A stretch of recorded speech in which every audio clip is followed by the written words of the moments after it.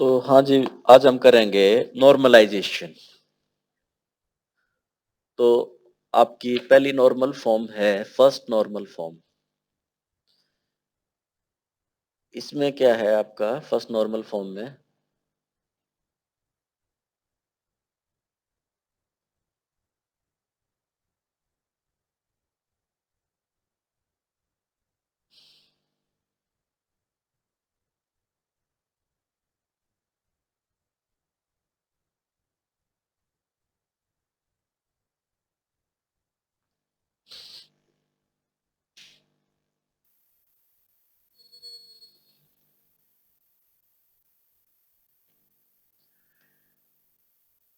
First normal form इसमें हम बार-बार बताते हैं कि डुप्लीकेसी नहीं होनी चाहिए। There should be no redundancy. तो इसकी लिखो, डेफिनेशन लिखो। Relation is in first normal form. A relation is in first normal form. A relation is in first normal form 1NF if and only if and only if all domains domains contain atomic value का मतलब कि सिर्फ एक value हो उसके अंदर। जैसे सबसे सिंपल नॉर्मल फॉर्म है ये। जैसे रोल नंबर यहाँ पे है और नेम यहाँ पे है। नेम और या ये कह लो नेम और एक है सब्जेक्ट। सब्जेक्ट सब्जेक्ट यहाँ पे रोल नंबर 1 ने जैसे लिया, role number 1 name Amit, subject उसने ले लिए physics chemistry mathematics, physics comma chemistry comma mathematics.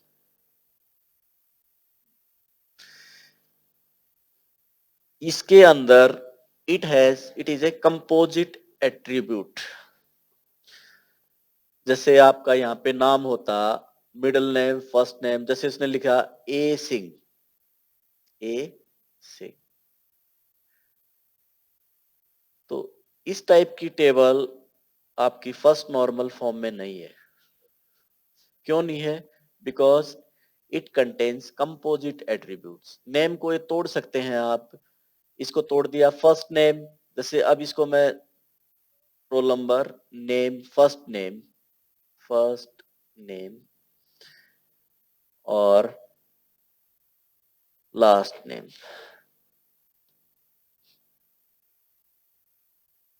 और सब्जेक्ट को मैंने S1 सब्जेक्ट 1, सब्जेक्ट 2 और सब्जेक्ट 3 इस तरह से तोड़ दिया। तो ए सिंह, उस बच्चे ने सब्जेक्ट 1 लिया फिजिक्स और सेकंड ले लिया केमिस्ट्री और थर्ड ले लिया। अब ये जो टेबल है that is in first normal form. A relation is in first normal form if and only if all domains contain atomic values only। अब मैं ये पूछूं उस वाले ऊपर वाली टेबल में पूछता हूँ कि what's are the subject taken by roll number 1, आप बोलोगे फिजिक्स भी केमिस्ट्री भी मैथमेटिक्स भी। अगर यहाँ पे पूछूं subject S1 what is the first subject taken by roll number 1, आप बोलोगे physics. Second subject taken chemistry, third subject taken mathematics. That is in first normal form. ठीक है, सबसे नॉर्मल फॉर्म ये है। आई समझ में? हाँ जी, सबको समझ में आई ये नॉर्मल फॉर्म? Yes sir. तो अब इसके बाद एक दूसरी, इसके पहले फर्स्ट नॉर्मल फॉर्म बनेगी। अब फर्स्ट नॉर्मल फॉर्म ये हम इसको नॉर्मलाइजेशन क्यों बनाते हैं नॉर्मल फॉर्म? क्योंकि अगर टेबल के अंदर नॉर्मल फॉर्म नहीं होंगी तो उसमें बहुत सारी प्रॉब्लमें होती है। उसके अंदर इंसर्शन एनोमली भी होगी, डिलीशन एनोमली भी होगी एंड अपडेशन एनोमली भी होंगी और बहुत सारी रिडंडेंसी भी होगी। ये सभी दिक्कतें दूर करने के लिए नॉर्मल फॉर्म तक करते हैं। तो फर्स्ट नॉर्मल फॉर्म आपकी हो गई, आई समझ में फर्स्ट नॉर्मल फॉर्म। अब हम चलते हैं सेकंड नॉर्मल फॉर्म। ठीक है, आगे चले। हाँ जी, किसी को प्रॉब्लम हो तो यहाँ चैट बॉक्स में लिख दो। फर्स्ट नॉर्मल फॉर्म के बाद आते हैं हम सेकंड नॉर्मल फॉर्म। अच्छा, ये देखिए बहुत सिंपल सी डेफिनेशन है इसकी सेकंड नॉर्मल फॉर्म की। ए रिलेशन स्कीमा, स्कीमा बोला है structure. A relation schema R is in second normal form, is in second normal form if and only if every non-key attributes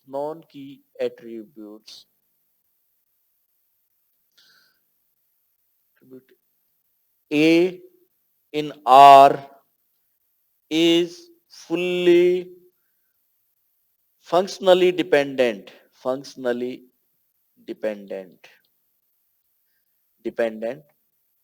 on primary key।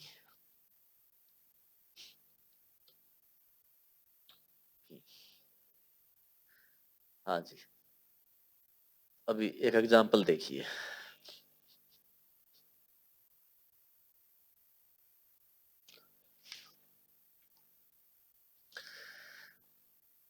यहाँ पे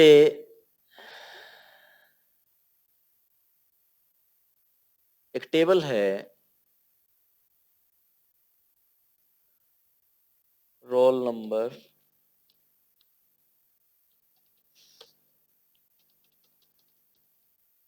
name, age, marks. Roll number, age, marks. ठीक है, name के आगे नहीं, role number, as नहीं, ये नहीं चलेगा यार। आधार नंबर लिख लेते हैं, आधार नंबर। ये एक टेबल है,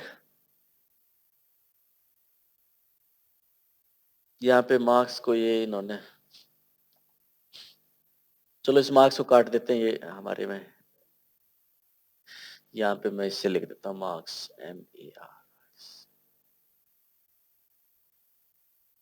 जैसे Aadhaar number 1, name A, age 20, marks 35। Roll number, Aadhaar number 2, B 200, age 21, 34। ठीक है, अब इसकी मैंने प्राइमरी की बनाई आधार नंबर एंड नेम। इसका मतलब है if I know Aadhaar number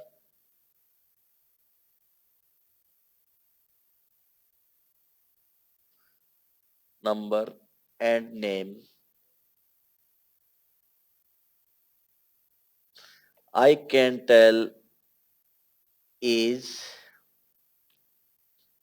and marks।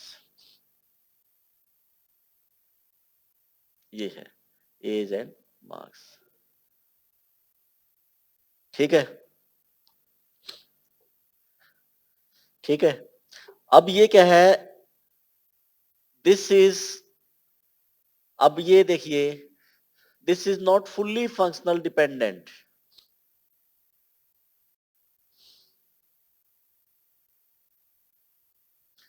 This is not fully functional dependent, क्यों नहीं है?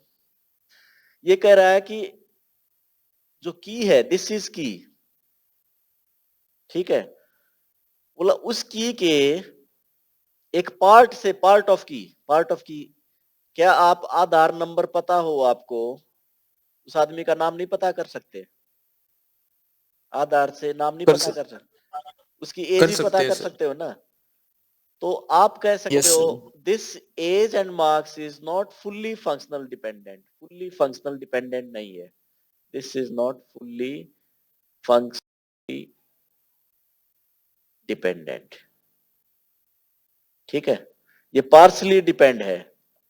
ठीक है, अब क्योंकि उसका एक पार्ट है, ये कह रहा है कि दोनों चीज इकट्ठी होंगी तभी उसकी एज और मार्क्स पता लगाओ. अकेले आधार नंबर से काफी है. ठीक है, एक दूसरा एग्जांपल लेते हैं हम. एक स्कीमा है हमारा एम्प्लॉय प्रोजेक्ट. स्कीमा है employ project is equal to SSN social security number, project number, किस प्रोजेक्ट पे काम कर रहा है, कितने घंटे काम कर रहा है, उसका फादर नेम, उसके फर्स्ट नेम, फादर नेम नहीं फर्स्ट नेम, उसका प्रोजेक्ट नेम और प्रोजेक्ट की लोकेशन कहां पे काम चल रहा है. ये एक स्कीमा है, रिलेशनल स्कीमा एम्प्लॉय प्रोजेक्ट का. ठीक है, यहां पे आपका एक इसने डिपेंडेंसी दी है, फंक्शनली डिपेंडेंसी दी है, FD दी है. हम सेकंड नॉर्मल फॉर्म पे आएंगे तभी. ये सबसे इंपॉर्टेंट फॉर्म है, बाकी तो ऐसी ही है, एक थोड़ी सी बॉयज कोड नॉर्मल फॉर्म है. यहाँ पे इसने दिया है SSN number and project, SSN number and project number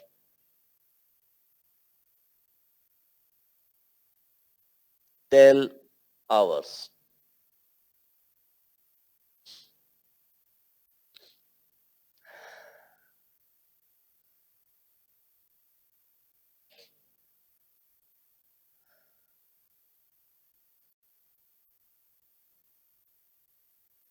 functionally dependent, ये सभी को देखो आवर्स, H लिख दूं मैं यहाँ पे, आवर्स फॉर H. ठीक है, हाँ जी, ठीक है.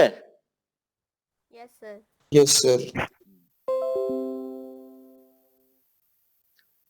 अगर हमें SSN और प्रोजेक्ट नंबर पता हो तो हम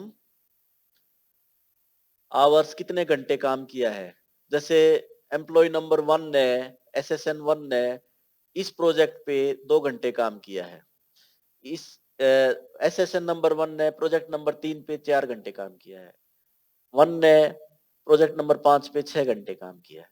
तो टोटल आप घंटों वाइज रिपोर्ट बनाते हो ना, 1 1 से, तो आप कितने घंटे काम किया तो तभी बता पाओगे जब आपके पास दोनों चीजें हों. पर आपने एक और डिपेंडेंसी है, SSN tells the first name. अगर आपको किसी का SSN नाम पता करना है तो आप SSN पता हो तो उसका नाम पता कर दोगे. इफ यू नो SSN, आप उसका फर्स्ट नेम पता कर दोगे कि नहीं कर दोगे? कर देंगे सर. कर दोगे ना. ऐसे ही प्रोजेक्ट नंबर है, प्रोजेक्ट नंबर पता हो तो वो बता दोगे कि ये प्रोजेक्ट कहां पे चल रहा है, प्रोजेक्ट का नाम बता दोगे हैं. Yes, sir. ऐसे ही प्रोजेक्ट नंबर से आप प्रोजेक्ट लोकेशन बता दोगे. हाँ जी, बोले ये जो चीज है ये आपकी सेकंड नॉर्मल फॉर्म में नहीं है. This is not in second normal form, second normal form में नहीं है ये, सेकंड नॉर्मल फॉर्म.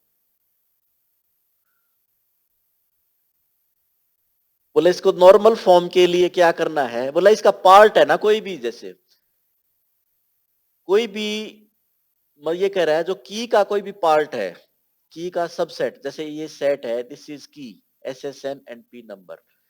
ये कह रहा है अगर आपको SSN और P नंबर पता हो तो आप सिर्फ उन्हीं से पता लगा सकते हो आवर्स. पर ये यहाँ पे उल्टा है, अगर आपको SSN से फर्स्ट नेम भी पता लग रहा है और P नेम से इसका एक पार्ट है P नंबर, उससे आपको कितना, कौन सी जगह पे काम चल रहा है, किस प्रोजेक्ट का नाम क्या है, यही पता लग रहा है. तो अब ये क्या कह रहा है, व्हाट ही इज सेइंग, बोला इसको है ना आप सेकंड नॉर्मल फॉर्म में नहीं है, इसको इसमें इस तरह से तोड़ दो, दो टेबल इसको इस तरह से तोड़ दो, एसएसएन और नेम, उस आदमी का नाम क्या है और किस प्रोजेक्ट पे काम कर रहा है। ठीक है, और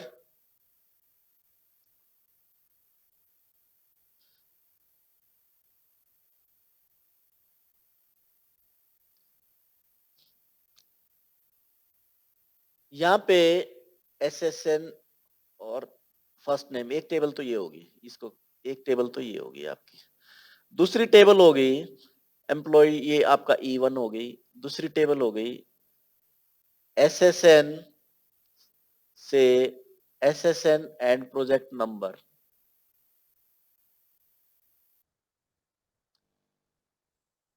टेल्स द आवर्स, कितने घंटे काम करना है। थर्ड रिलेशन हो गई आपकी, ये छोटी ब्रेसेस लगानी है भाई, आप छोटी ब्रेसेस लगाना। ठीक है,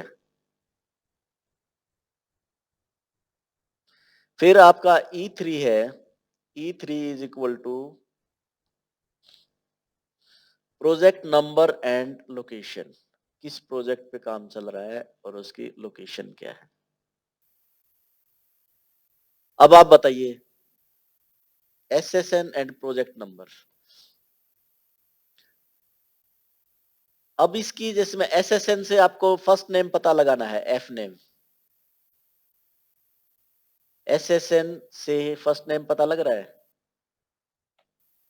हाँ भाई, यस सर। ठीक है, कोई डिपेंडेंसी लॉस भी नहीं हुआ। एक डिपेंडेंसी हमने यहाँ पे दी थी, एसएसएन से फर्स्ट नेम, ये डिपेंडेंसी प्रिजर्व रह गई। फिर हमारा है SSN and P number tells कितने आवर्स काम किया। एसएसएन ये बच गई, ये डिपेंडेंसी भी, इसको तोड़ दिया मैंने। फिर है आपकी प्रोजेक्ट नंबर एंड लोकेशन, उसको अलग तोड़ दिया मैंने। अब ऐसा बताइए, now this is fully functional dependent, कि जितने भी, अब इस टेबल में देखो, इसमें नॉन की एट्रीब्यूट कौन सा है, फर्स्ट नेम। सो इसके नीचे मैंने ये लगाना नहीं चाहिए, नहीं तो non key attribute is first name, this is fully functional dependent on SSN. ठीक है, इसका कोई क्या कहते हैं, इसका कोई सेट, इसका कोई सबसेट, या क्या कहते हैं proper subset, proper subset of SSN cannot be, cannot derive F name other non key attribute। आ रहा है समझ में? ऐसे ही इसका नॉन की एट्रीब्यूट है H, this is fully functional dependent on की। इसका नॉन की एट्रीब्यूट है LOC, it is fully functional dependent on की। ठीक है, कोई पार्ट ऑफ की इसको नहीं खोल सकता, मतलब पूरी की ही इस एलिमेंट को खोले, इस एट्रीब्यूट को खोले, पूरी की इस एट्रीब्यूट को खोले, पूरी की इस एट्रीब्यूट को खोले, कोई पार्ट ऑफ की नहीं, आधी की। समझ में आया? तो ये थी आपकी सेकेंड नॉर्मल फॉर्म। ठीक है, तो बेटा अपनी अटेंडेंस लिख दो, थर्ड नॉर्मल फॉर्म कल कराएंगे। आया समझ में सबको?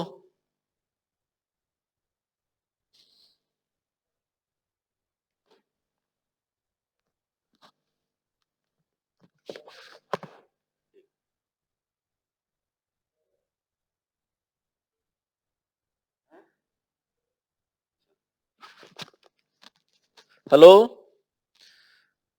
हेलो, अभी जाना नहीं बेटा, जाना नहीं है अभी। Okay sir. हाँ। किसी को कोई प्रॉब्लम है तो बताइए। ये आया समझ में आपको, फुल्ली फंक्शनल डिपेंडेंसी क्या है? कई बार ये भी पूछ लेंगे। अब मैंने कल आपको फुल्ली फंक्शनल डिपेंडेंसी बताई थी कि अब ये बिल्कुल क्लियर ही हो जाता है कि non key attribute are fully functional dependent. देखो, a schema R is in second normal form if every non-key attributes A, non-key attributes A, ये है A attributes का नाम है, in R is fully functionally dependent on primary key।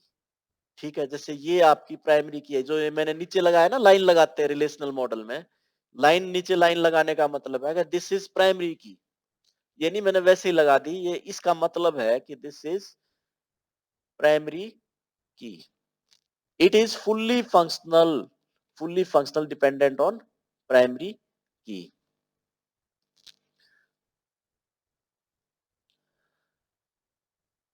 सभी को clear है ये?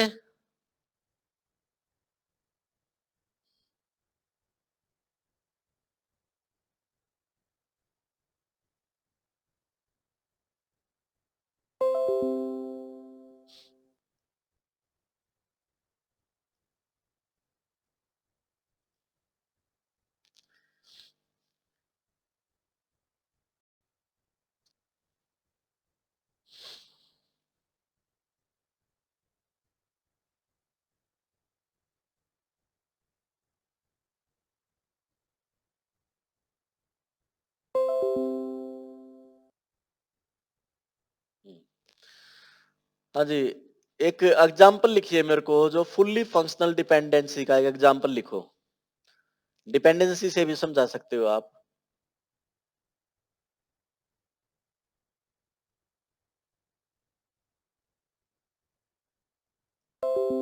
हाँ जी, एक एग्जाम्पल लिखियो, लिखो।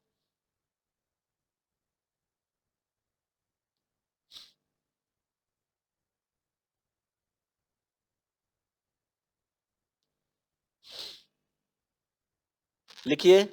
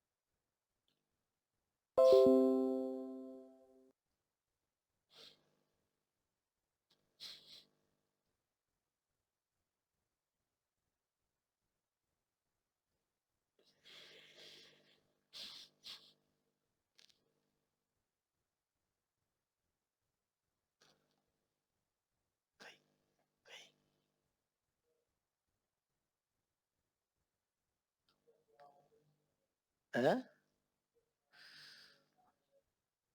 रीना मैडम।